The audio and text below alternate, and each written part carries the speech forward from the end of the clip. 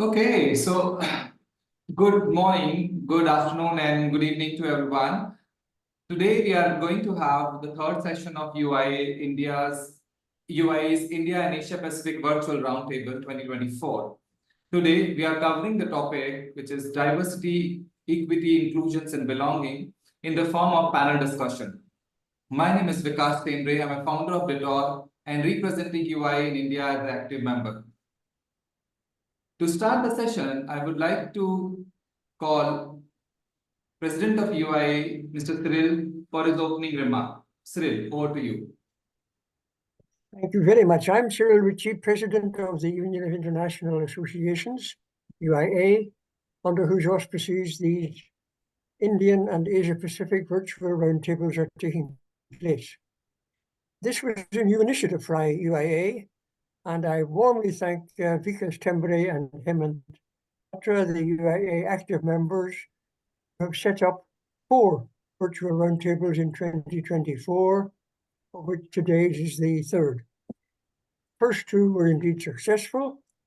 I'm sure that will be true of today's and of the 4th, which will take place on November the 5th.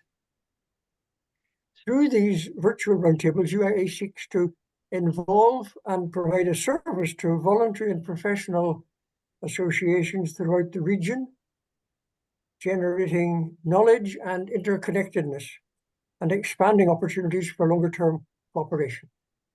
I now invite Bobby Peralta to moderate today's roundtable with his customary competence. Bobby is the founder and volunteer CEO of the Philippine Council of Associations and Association Executives and president of the Asia Pacific Federation of Association Organizations. Over to you, Bobby. Thank you so much, Cyril. I'd like to join Vikas by greeting attendees. Good morning, good afternoon, or good evening, wherever you are attending this virtual roundtable on diversity, equity, inclusion, and belonging. As Cyril mentioned, my name is Octavio Bobby Peralta, representing the Philippine Council of Associations and Association Executives, or PCAAE for short. I will be your moderator for this session.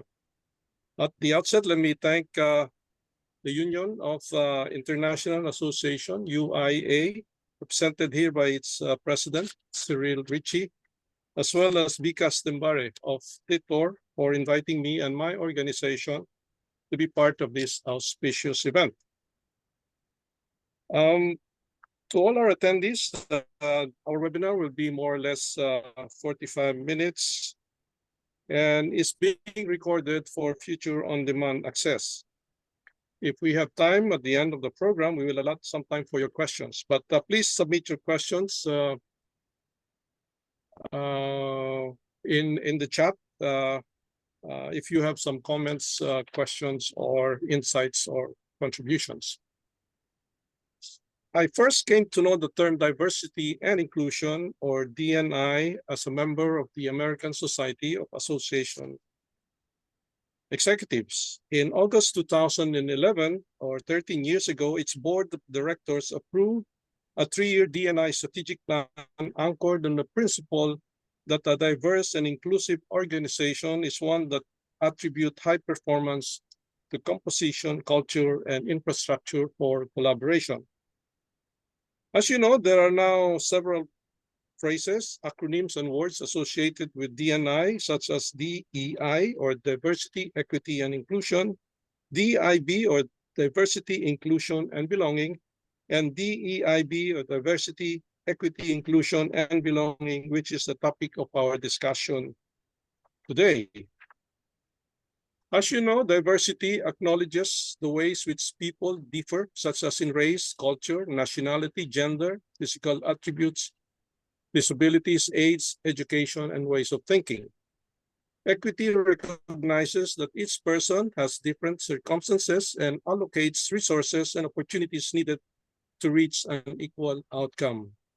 Inclusion is the act of establishing behavior, philosophies, policies, practices, and procedures that ensure equitable access to opportunities and resources that support individuals in contributing to an organization's success. And belonging is the feeling of being accepted and part of a community. So to understand DEIB better, or diversity, equity, inclusion, and belonging better, the organizers have invited 3 distinguished panelists. Talking about diversity, we have indeed 3 panelists from diverse backgrounds and sectors. So let me just first introduce our first panelist, architect Kavya Poornima Balajepalli. I hope I got it right. Visually impaired architect and advocate who champions universal accessibility in public spaces. With her experience in architecture and as a NCPEDP Jabed Abidi Fellow on Disability, she integrates data-driven research and advocacy. She founded Poornamidam to address intersectional issues of architecture, environment, and disability. Her efforts with IIH Warriors India support those with idiopathic intracranial hypertension. Architect Kavya's work underscores inclusivity and accessibility in design and policy. So Architect Kavya, just say hi for a while.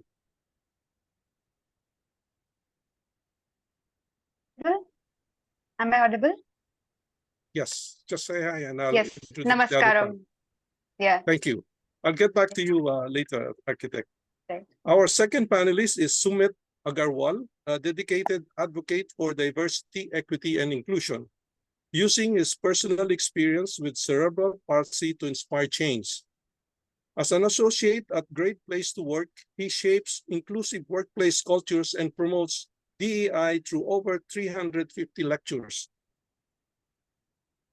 A LinkedIn top voice and SDG DEI ambassador Sumit influences corporate and community practices, driving societal advancement in DEI and fostering environments where diversity is celebrated and valued. So please say hi, Sumit. Hello.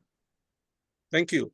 Our third panelist is Akshay Tyagi, Head of Diversity, Equity, and Inclusion at the Lalit Suri Hospitality Group, and is a driving force behind creating inclusive environments in the hospitality sector. A founding member of the Kashab Suri Foundation, he leverages his background in journalism and mass communication to integrate marginalized communities into the workplace. Akshay leads DEI strategies across recruitment, development, and culture awareness, sharing his expertise widely at industry events to inspire a broader change. Please say hi, Akshay. Namaskar, everyone. Thank you very much. So let's get started. In the interest of time, I would like and appreciate our panelists to maybe keep your answers short and sweet. So for our first question, this will be for all the panelists as a common question. The question is, what inspired you to support and join diversity, equity, inclusion, and belonging movement within your community? So again, the question is, what inspired you to support and join diversity, equity, inclusion, and belonging movement within your own community? So let's hear first from Architect Kavya, and then Sumit, and then Akshay, please. So Architect Kavya, please. Right. Thank you. Thank you so much for the question. To begin with, I would like to give a little backdrop of where do I come from and how it really impacted the way I approach to things. So I come from southern state of India. It's in the eastern southern state. It's Andhra Pradesh, and I come from a small town. And my childhood happened there, surrounding with the joint family system in India. And I used to stay along with some 20 people within the same house, the vernacular architecture style house.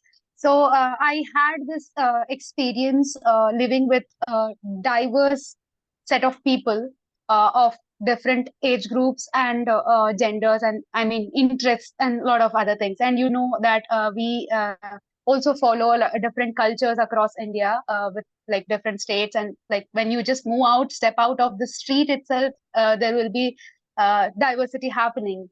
And somewhere it is an integral part of our culture itself, that we approach towards things with the different languages that we speak. And as a Bharatanatyam dancer, Bharatanatyam is a classical dance form in India, and I performed more than 500 performances across the country.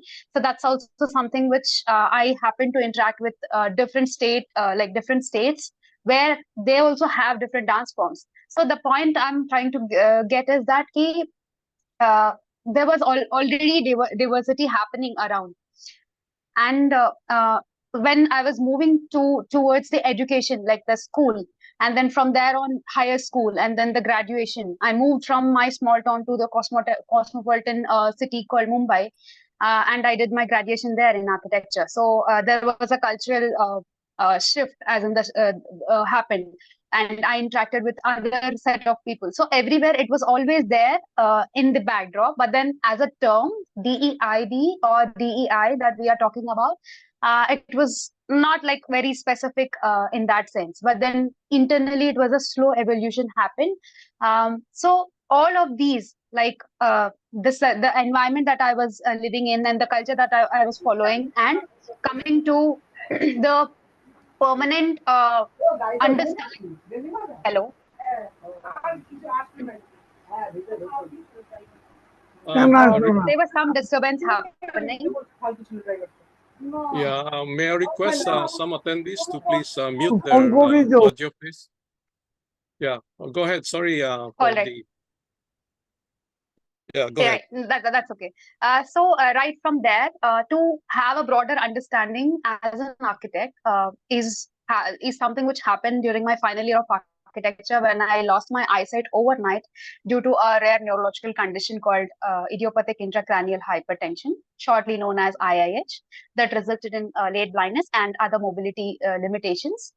So that is something which happened in my personal journey as a transition, which opened the windows even further. As in, I was already having this idea, but then to understand it in a broader way, my own experiences also introduced to the other, added another lens of the diversity there. And after interacting with the community of individuals with disabilities, as I'm working with them, it even more furthered the thought process that I was already carrying with me. So all of these together helped me to understand this particular concept, and that was the point where the selfless contributions that people who are doing around me for my for myself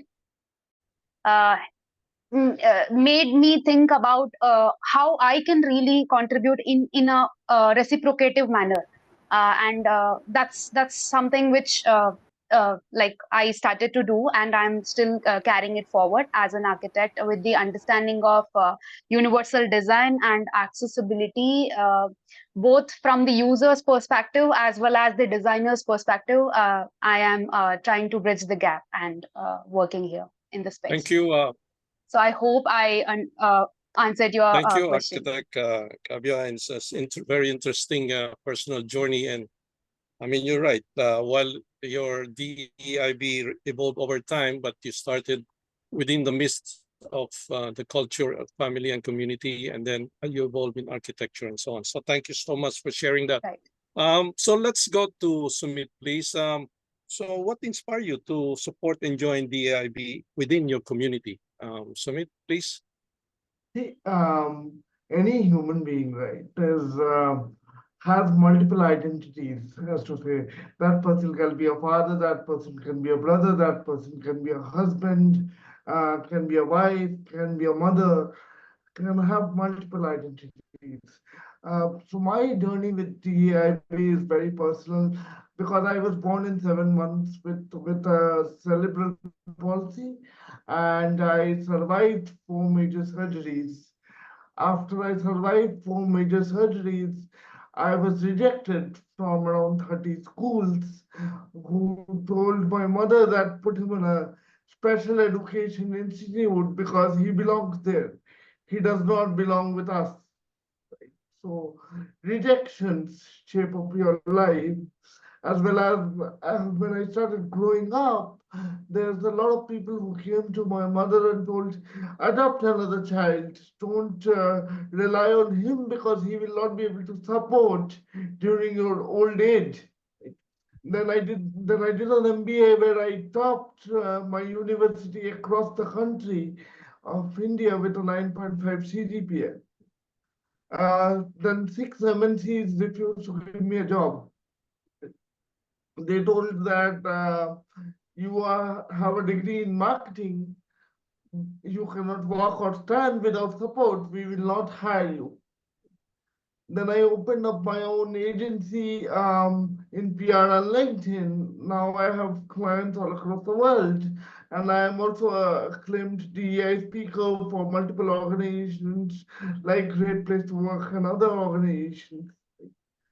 So it has been a very personal journey where people said I won't be able to speak one word because my voice is muffled, versus a point where I am being called to give speeches at Fortune 500 companies, and I have given talks at 350 plus Fortune 500 companies till date, shaped up their policies, been responsible for looking at numbers where the diversity hiring is implemented, all of that. So it has been a really personal journey where I want to create more voices that bring more diversity and dignity into the country. Thank you so much, Sumit. Wonderful, personal journey in your case as well. As you mentioned, rejection sometimes pushes you back, but in your case, you push forward. And I think this is a wonderful way of, trying to have a voice in what you're doing right now. Thank you for sharing that, Sumit. Now we go to Akshay. Please, again, what inspired you to support the DEIB in your own community? Thank you. I think my answer would not be very different. All of us are on our individual journeys, and I think what is inspiring all of us to do what we do is the surroundings that we are part of, are the experiences that we on a daily basis are capturing in our individual lives. And this is something which is very, very important for all of us to recognize to begin with. When we look at ourselves in the mirror every day, we all do see that one of our eyes is smaller than the other one. One half of our body is different than the other one. And the difference is very minute, but there is a difference. But for not even once, we think that one of our eyes should not just work because the one is smaller. For not even once, we get this thinking that one of our hand or one of our leg should not work because there is a small, minute difference. And what we do is that we embrace that difference.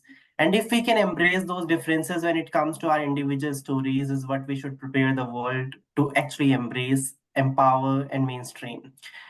Every now and then, when we look at differences that are around us, are somehow only building the gaps. What we really need is that we need to bridge the gaps by embracing these differences and letting people celebrate these differences, because what makes Sumit Agarwal today is the difference that he is born with, and the difference that with that difference he has been able to make in lives of so many of others. What difference Kavya has been making in lives of so many now is not because she is an individual with just one experience. All of our individual experiences are different. And even if somebody with cerebral palsy with similar level of extent is born next to Sumit, the similar stories you will not see. There could be similarities in experiences, but the stories are not same. And we need to recognize that. We need to understand that. We need to let people celebrate this, but that cannot happen on its own. We need to begin with recognizing the differences that are around. We need to invest time, energy, and spaces to understand what these differences are all about. And what is that as a responsibility of you as an individual you are required to do. What is really important is that we need to prepare and create more of allyship models. I would like to highlight here that in the society that we are part of and in the world that we all are actually grown up in, there is no module or class on parenting. So none of us or none of our parents were taught on how they should be parenting us. So we all are growing up in a model which is just self-learning. You are only learning with the experiences that you're born with. But with the goods, bads, and what is really, really required for you to do as a society in that moment in time is something that we are all capturing on a daily basis. And that's what Sumit, Kavya, and so many of us are doing on our individual lives. We share our stories, we share our journeys so that people get inspired, so that people feel motivated. And I think looking at the stories of so many of people like you on this, and so many of people who I have been part of in my 28 years of existence so far in this world, is something which is every now and then motivating and inspiring me to do what I do, because I personally believe that every story matters and every life in their own way has something to give back. We all are living our lives in a very inspiring model. The moment you write something, you will find, and some dots are connected in some or other way, even though you are thinking on just your own. But something that you have read, something that you have seen, something that you have been part of is what you are able to capture, and that is inspired. So I think it's something that is very personal to all of us, and something that I have constantly been part of, because in my 6 years journey with the Lalit Hospitality Group so far, we have worked with people from all walks of life. And when I'm saying this, we have worked with LGBTQI spectrum when this country had it when this country had it criminalized. It was only decriminalized in 2018. We have been working with acid drug warriors since the time when it wasn't even part of Persons with Disabilities Act, and it was added much later. We are working on different disabilities, because we still, it's sad that all the disabilities are categorized as one wherein they are not. And what is really, really important is that all these 21 disabilities which are listed and beyond, which are not listed in India yet, needs to find themselves represented and reflected. And every individual, when they look at the policies, when they look at the cultural fabric, when they look at the socio psycho and physiological infrastructure that we are all part of, if not even a single person, if even a single person is feeling that they're not represented and reflected yet, we need to work on it. And that should be our motivation every day to do what we do. And I think, like UN also says in their motto, no one should be left behind. And I think till that moment when somebody is feeling left behind, our work should continue.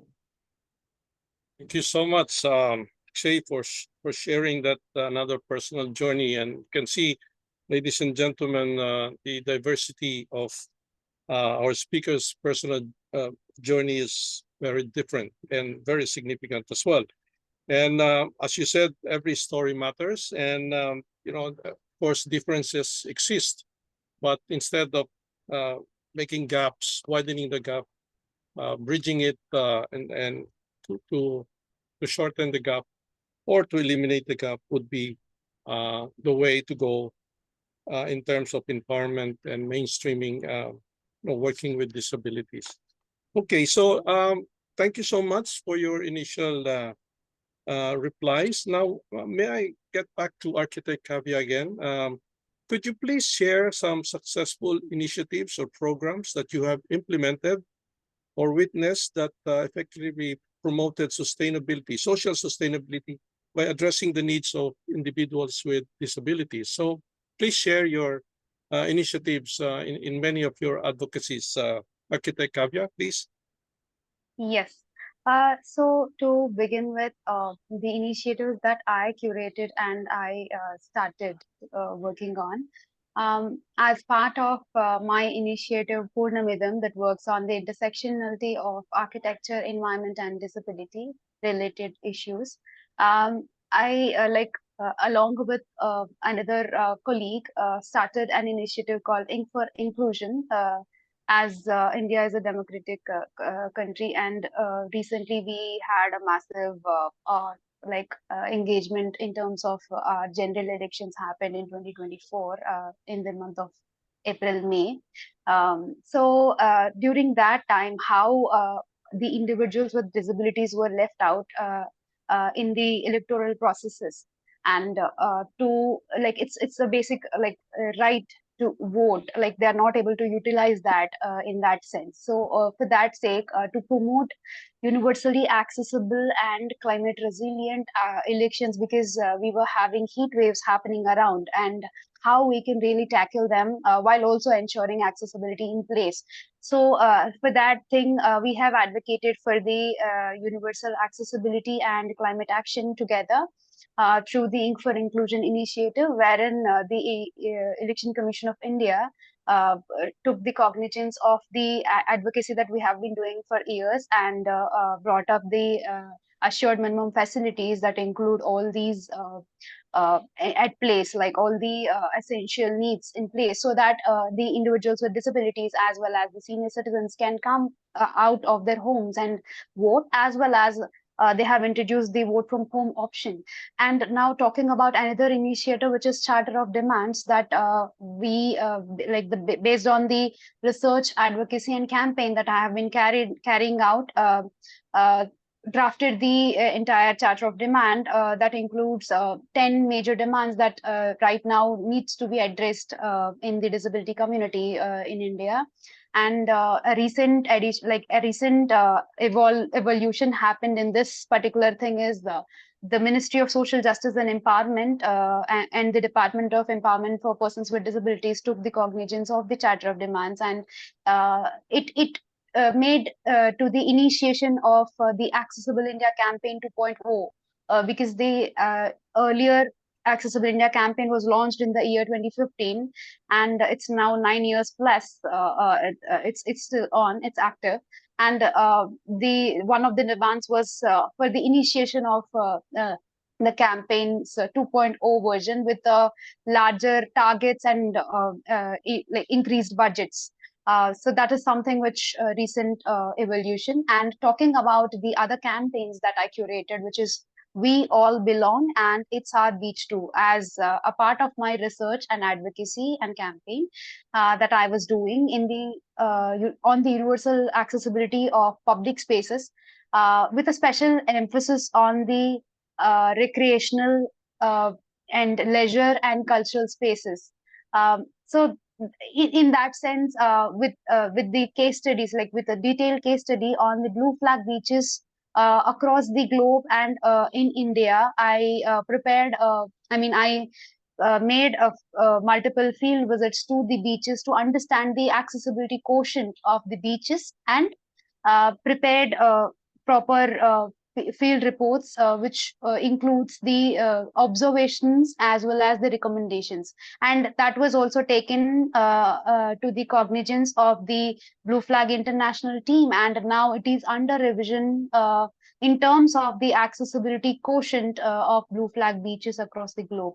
So that is another move that is ongoing with the efforts happening, which again not only will cater to individuals with disabilities, but also in large, because we need to understand that disability is not a homogeneous identity. It's like it is a bedrock to the diversity. Like you just think about like replacing the word with like the persons with disabilities, persons with anything, like be it woman, be it tribal, be it any gender you put, you can really understand how diverse it is within itself. So while like having this understanding, then while adding the universality to accessibility needs of individuals with disabilities, we can cater to a larger group of diverse users. And that is something which those two are the campaigns that I was talking about. And another evolution maybe I can recollect right now is we have started the conversation through a week-long campaign during the Invisible Disabilities Week in the year 2022 by the name Believe in the Invisible, which talks about disabilities which are invisible in nature, which are dynamic in nature, which are not visible, which are not like apparent on face. Like mine, I mean, I don't look like a one having a disability, but I live with a condition which limits my mobility as well as my blindness. So many other conditions like these are not really a part of the conversation on the table, and that's where we started this week-long campaign. And now my colleagues took it forward with proper establishment of the platform and offering help, and also the first hand like lived experiences are being shared, and many other initiatives that are happening, working with the from the local, state, national and international levels. We have been doing the advocacy. So there are multiple such examples that I can really bring to bring to the panel, but then I think I'll limit it to these three right now, and I would allow any other panels to take it forward. Thank you so much. Wonderful advocacies, the ones that you mentioned, especially in the universal accessibility of public spaces, not only in, as you said, in education, culture, but even also in leisure. And these are excellent advocacies plus climate action. I mean, for such individual like you, I mean, this is really fantastic achievement. Thank you so much for sharing, Architect Kavya. Now we go to Sumit again. So in your role as an SDG ambassador, how do you see the intersection of diversity, equity, and inclusion driving progress towards achieving the SDGs, particularly in the context of association and community engagement, since most of our audience here are from associations? Sumit, please. So when I look at the SDG goals, right, there are 17 goals which are to be achieved. Each of these goals are interlinked in terms of health, education, and economic inequalities, right? When I look at these multiple goals, I have lived through each of them. For example, if I look at the goal of education, right, there is a disparity towards people with disabilities where they say that they should be put in special education schools. I myself was rejected from 30 schools, right? Nobody wanted to give me a chance. They thought I couldn't cope with the mainstream curriculum, right? So one of my main initiatives as a SDG ambassador is I go to schools and colleges and I talk to them about the importance of inclusive education in India in multiple languages, right? Because most of the people with disabilities living in India are from rural areas, right? 69% of people with disabilities living in India are from the rural areas, right? So one of the most important factors is to give inclusive education. Second is inclusive healthcare, because healthcare is one of the most important factors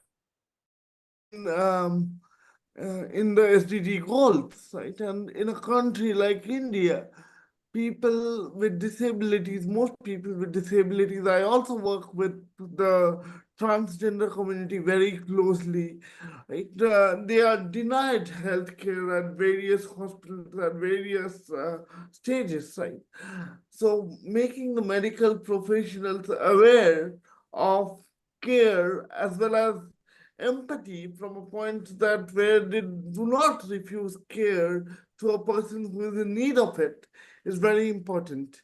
And from the aspect of the company that I work in, Great Place to Work, we have DEI certifications for major companies and Fortune 500 companies looking to bring about a cultural change where they hire more people from the entire DEI community. It can be people who are from the transgender community, people with disabilities, veterans from the military, right?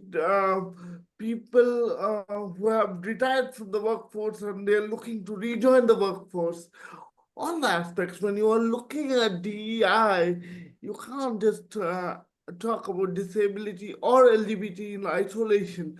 All of these issues overlap with each other. And one of the big factors is intersectionality. Intersectionality talks about somebody from the LGBTQ community might also have a disability, right?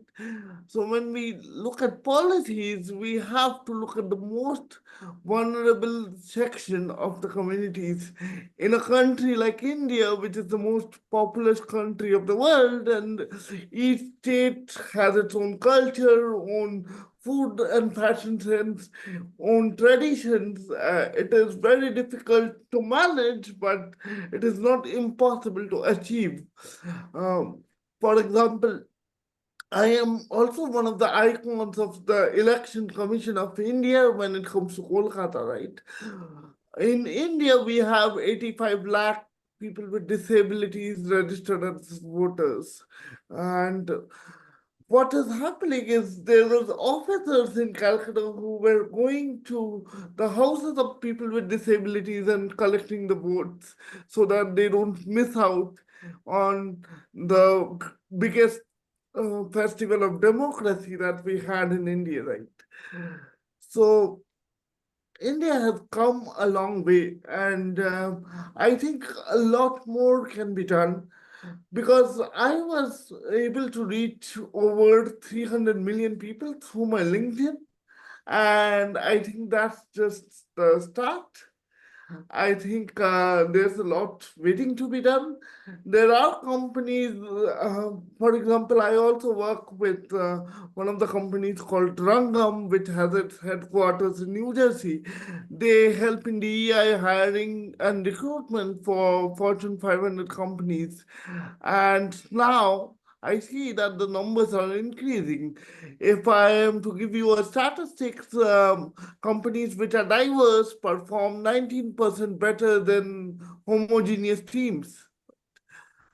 Now, even leaders are looking at diversity in the higher management instead of looking at diversity just at entry-level roles. I think we are off to a good and amazing start, but there's certainly room for more.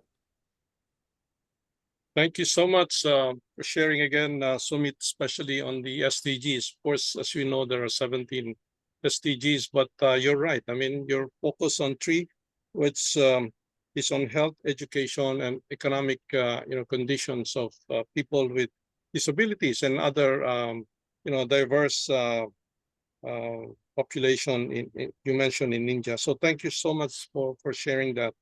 I'd like to go now to Akshay. Earlier, you mentioned about the Lalit Suri Hospitality Group, and talk about what it has done in terms of diversity, equity, and inclusion within your corporate culture. What can you share that associations and organizations can learn from the experiences of Lalit Suri Hospitality Group in terms of your approach to the DEIB? Akshay, please. Sure. So thank you. So I would like to give you a brief journey of how we have actually embarked on this journey and what has eventually made us world's first 5-star hotel chain to be IGLTA accredited. So it started in 2011 when one of our executive directors, who is out and proud gay man, Mr. Suri, came back to India. And he realized that when it comes to safe spaces for people from the LGBTQIA plus spectrum, there is dearth of spaces like that. So instead of looking out, he started to build that space within the Lalit Suri Hospitality Group. And through that idea, Kitisu, which is our nightclub, which is also one of the longest running nightclub in the country and one of the most safest and inclusive mentioned nightclub in the country for past 11 years, is actually launched. With that idea, the objective was to create not just safe space, but also awareness around the communities that are always part of our culture and rich heritage. Having said that, whilst we revolutionized drag in India, but the onus and the rich culture that the India has always been part of our history, and that is something that we always take pride in, because if you really go back to places like Bihar, places like Rajasthan, places like Gujarat, places like Uttar Pradesh, you would really see a lot of drag culture, a rich drag culture in all of those part of our country. And this is just in a different, more crazy and fun way, we revolutionized and brought it back and made it more popular. Maybe it wasn't that popular right there, but it did come in that picture. Then at the same time, you would be surprised because it was criminalized to be a gay person in this country, and because the long fight of fighting against Section 377 was going on since 2001, wherein in 2009 we won, but in 2013 again we were criminalized. And in 2016, again, Mr. Suri finally filed again a writ petition along with 5 other petitioners. And then there were so many who joined this entire movement of fighting against, fighting for decriminalization of Section 377. And in 2018, we finally got decriminalized in our country. What is really, really important in all of those conversations is that LGBTQIA plus community is not something that is anyway differently born. They are all part of male, female, and intersex spectrum, and they are one of us. It's just that our conversations have always limited us to not think beyond what we have been conditioned to think and learn about. And that made us really think that what we can do as a corporate space, and why do we need to bring these stories forth. Having said that, the country got through their sensitization programs and initiatives that the Lalisuri Hospitality Group has started. In our company, we had seen over 100 of stories who have transitioned at workplace and have had their gender affirmation surgery as well. And we have seen people getting that support. We are the largest employer of transgender persons in this country, with over 200 out and proud transgender people working with us. We have over 22 SEO attack warriors working with us who have always been told that you are not fit for an industry like hospitality. We have over 178 people with disabilities, including those who have represented our proud country on international forums and games like Paralympics and DEIB Olympics, and not just participated, but had really won gold and silver medals for the country. And they're part of our team. They're working with us in their respective spaces. But all of those conversations really made us feel that what is really, really important for us to do. And all of that really made us feel that what is missing is that for us to believe that you are inclusive, for us trusting you as an organization which is inclusive is a process. You can probably go around and tell that you are inclusive to the world, but till the time you're not right there with the community, standing hand in hand and giving that affirmation that I am here not for you but with you, is something which is very, very close to our heart, and something which we have really, really invested a lot of time in. We always have said that openly, that inclusion is an investment. It will not happen on its own. You have to invest. But it is also imperative for all of us to understand that how many schools that we have been part of have always had gender inclusive restroom, have always had conversations on gender inclusivity. How many schools that we have been to or we have seen in our lives have always been inclusive to people with disabilities? How many of our classrooms had a sign language interpreter just on its own to be part of the classroom without assuming or without asking if there is somebody who is requiring a speech and mute enabled person in the classroom? How many of us have had conversations on learning disability spectrums? How many of us have had conversations on how to create safe and inclusive spaces for people around, irrespective? Because when we are talking about the LGBTQI plus community, I think it's a process. It takes a lot of time. But what you should not and never wait for is for somebody to come out to work on something that you anyway should be doing. And that process is something which is really, really important and critical for all of us. That very believe we started our journey. And in 2016, we became one of the first organizations in the country to have incorporated gender affirmation surgery support, as well as same-sex partners support in our insurance policies. And the only thing that we had told them is that even if a single individual in our organization is not reflected and represented in the policy that we are making for our team, we are being discriminatory, and this is not what we stand for. And this very conversation changed couples, which everybody thinks a man and a woman, changed to spouse and partners, which incorporated people having same-sex partnerships, which is again illegal in India as of yet. But we are fighting, we are getting there. And when there are people who got married abroad and their relationships are, at least with the banks and insurance policies, are valid. So we are looking at that model and are supporting our team members to ensure that their rights are not denied. What is also very, very important is that the lens that we are looking with at people needs to change. In lot many conversations, we always look at people from the lens that we have for the larger society, but that's not the world that is out there. The lens that is required to see the world is the lens that the other person has for their lives. Like I said, today I, Sumit, and Kavya maybe are on this podium to speak to all of you, sharing our individual journeys. But not all of us started from the same point. We have had our individual journeys, and all of us had highs and lows, and still do, and will continue to have those highs and lows. So we don't want anybody to look at us from that space that now we have achieved something and we are the role models or we are the game changers. No, each one of us are game changers, each one of us are contributors, and each one of us have to learn from each other to do what is really required to do good to the humankind. What is also very important in these conversations, and this is something which is very personally I have taken up, a lot of us think that we want to include communities, but how do we include communities? They don't have the required skill set, they don't have the required education. And I always go back and ask that the intent is to hire, or intent is to train, or intent is to just let it be. If the intent is to just let it be, then it will never change. But the intent is to change, then you will find ways to work it around. And that's what we did. We actually launched skill enhancement training programs. We launched programs to upgrade the learnings and also fast track growth of our team members. And that is what has enabled us to be the largest employers of transgender persons. That is what we have actually achieved. When I have said that investment is not just within the team, but also in the community. We are the only organization to have supported more than 50 pride marches happening across our countries and different parts of the country.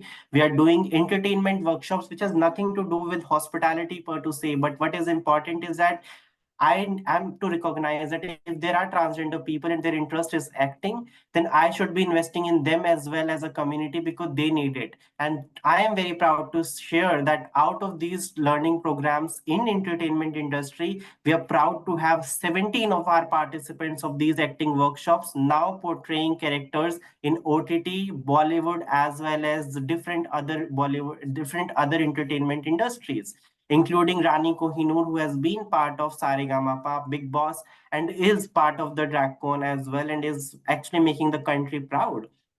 What is really important in all of those conversations is to find intersections and bring people together. I need to bring communities together to feel how we all are empowering each other. What we did at the Lalit, we hosted inclusive football matches, cricket matches, when we clubbed men, women, transgender people, people with disabilities, ACTAC warriors in one team. And then we asked, how does it feel to be part of a team wherein you have no other choice but to sustain and to ensure that you all are working with each other and preparing each other and enabling each other. And that's the world that we need to create. We need to find ways, and it's not that people with disabilities need your support always. They need that support and push to do what is missing as a support to them. But otherwise, if you really put on a scale, like just imagine somebody's speech and mute a person who on this conversation as a panelist, we all will become disabled because we will not able to understand what the other person is saying, but the other person will communicate exactly what that person is intended to share with us. And this is what is required for all of us to understand, that we all are on our journeys, and all journeys have their own perspectives towards life. And I see you, but to see you, I really need to situate myself. And that's from where the change will begin. That's how we are leading it at the Lalit. And I'm very proud that Sumit in specific has been very influential in this journey, because I've heard him speaking at various forums. And the very ownership of your own life, I always say that what we take pride is in not, it's not just individual journey, it's the pride that I carry with along with 3,500 team members that we have at the Lalit. Because had not it been one of those individuals discriminating, I would not never have taken the pride of me being inclusive organization. So thanks to the commitment of 3,500 team members, over 10,000 people who are directly and indirectly working with us, and millions of people who have taken our services at the Lalit, because each one of them have contributed to this journey of us being IGLTA accredited, of us being one of the most inclusive hotel chains in the country, and one of the only organizations to have revised its policies basis what is the requirement of communities at different spectrums. Thank you so much for sharing the Lalit Suri hospitality group's advocacies, work, and so on. And indeed, inclusion is an investment. So, ladies and gentlemen, we're coming to a close. We have only about how many minutes, Vikas? 4 or 5. 5 minutes. Okay. Thanks, Cyril. So, what's the pleasure? Would you like to answer a few more questions? Because there's a question, I guess, in the chat about learning formal education settings for India with learners with disabilities. I think maybe Architect Kavya, Sumit, or Akshay can reply to this, maybe to email, or would you like to reply to that as well? Very, very shortly. Who would like to reply? I'll take it. Sumit?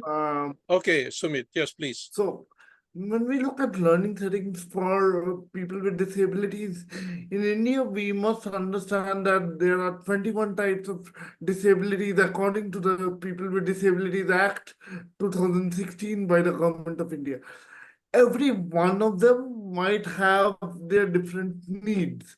Somebody who's not able to see might have a different need. Somebody who's not able to hear might have a different need. Somebody who's not able to walk might need assistance, or might need classrooms in the ground floors. But if we look at the government schools for people with disabilities, there are policies and reservations that every schools should have a specific percentage dedicated to having people with disabilities in the classrooms. There is also provision of free education in the government policies, but if we look at the implementation on the ground level, that is not being done properly. I think India has still a long way to go, because in terms of DEI, I think it's more of a behavioral design rather than policies. What do I mean by behavioral design? I mean by behavioral design when we are hiring somebody, or maybe when we are taking interview for school selection, we should not look at the names of the person, because biases come in because of the backgrounds, right? We should not look at the disabilities of the person, rather we should look at the strengths and abilities of the person, right? We should look to enable people, not to do their job for them, right? So India still has a long way to go in terms of formal education for people with disabilities, because most of them are not even graduates. Akshay, if you want to take it up. No, absolutely. So I will just like to bring in here the fact that whilst we all understand the gaps, but what we are doing, because I would like to focus on what should be the way forward from here, that the people who have not been given access to education because of what is already being existing, what we have been doing is that we are putting we have put a program, and through which we have hired 70% of our team members as well, that irrespective of your education and the backgrounds, you join this program wherein we are providing you an exposure for 3 months, and you are getting to see what exactly are we doing at the hospitality group and in different verticals, different departments. Basis that, after 3 months, we help you and we assist you, not help but assist and support you in finding 3 areas or 2 areas of your choice to navigate your journey forward. Next 6 months, you will be trained more in those 3 or 2 areas of your choice to understand more in depth what these areas and departments are all about. After 9 months, we do another assessment through which we put people onto a learning program of 11 months, which is apprentice, wherein you are getting 75% of your basic salary as defined by the governments. And through this program, in a period of near to 20 to 24 months, there's a buffer window of 4 months, because like I said, not everybody starts on the same point, and some people take it a little longer to learn what is required to be performing a task. So in a period of 20 to 24 months, we are creating a full-time resource for us who is working with us in the department of their choice and doing what is really required for them to continue in their lives with dignity and pride. I'm very happy to also share that almost 90% of our team members, when they joined, were not independent travelers. They were to always rely on one of their parent or sibling or guardian to be traveling. Now, 2 years down the line, I'm extremely, extremely proud that not even a single person is coming along with anybody, and not even a single person is being given any car or travel accommodation by anybody. They all are independent, they all are coming on their own. The only investment, like I had said, is of time and space. The parents for 10 days need to constantly teach them the route and assist them in the process. And this is what is all required. I think in our head and in our assumptions, we are all so narrow that we think, and before even asking person, assume that they will not be able to do. We need to keep that aside, especially with respect to learning disabilities. I would like to highlight that we have people even in finance on neurodivergent spectrum. And we also have a hospitality school in Faridabad.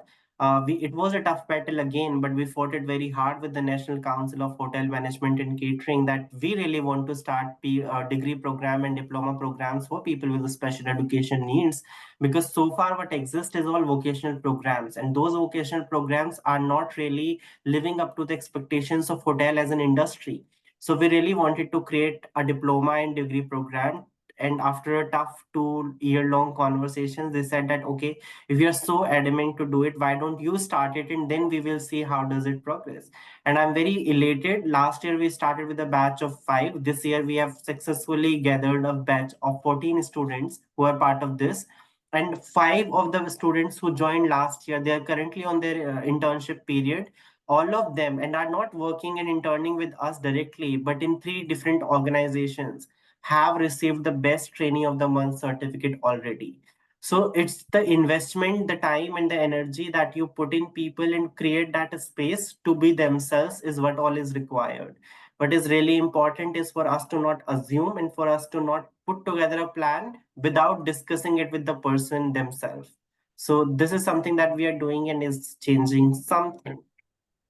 Thank you so much, Akshay. And ladies and gentlemen, we're really sorry. We have lots of things to talk about. Thank you so much for the panelists' insights and inspiring stories on DEIB, and good luck on your respective laudable advocacies and endeavors. So again, thank you so much for your inspiring stories, and I'll go back to Cyril now to close the session. Thank you so much. Thank you very much indeed. I have made lots of notes and I don't have time to go over them all. I want to say that the speakers' personal journeys and their initiatives I found inspiring and encouraging. And I'm very happy that we have had this panel. And I see that in the chat also, we have been thanked by one or more speakers for putting it together. So I look forward very much to the recording that will be available shortly.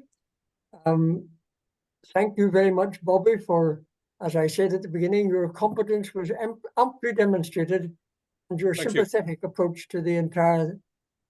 I look forward to the fourth roundtable. As I say, it will be on November 5. Vikesh, you might just give us a 1-minute head up of the theme of that. And thanks to everyone. This has been a very inspiring day indeed. Over to you, Vikesh, for 1 minute.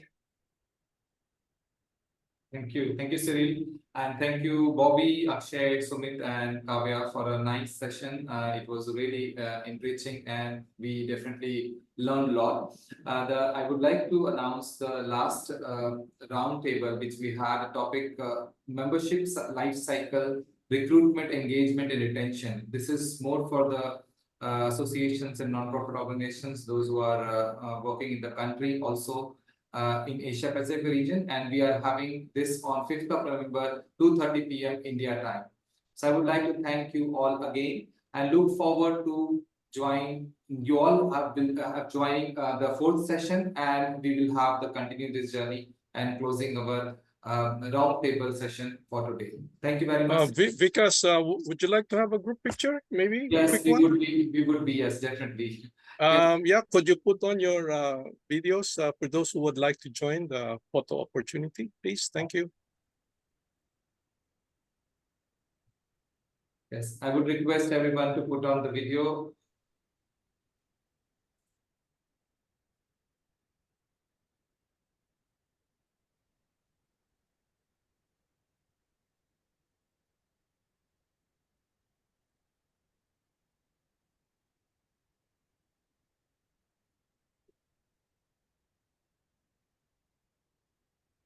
Hi, Evelyn. Thank you.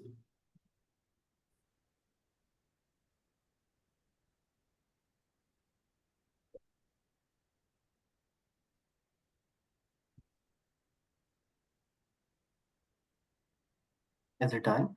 Yes, thank you all.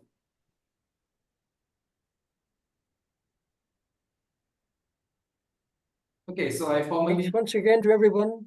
thank you. An excellent panel. Thank you all. Thank you. I formally close the session. Thank you all and have a nice evening. Good day to you all. Thank you. Thank you.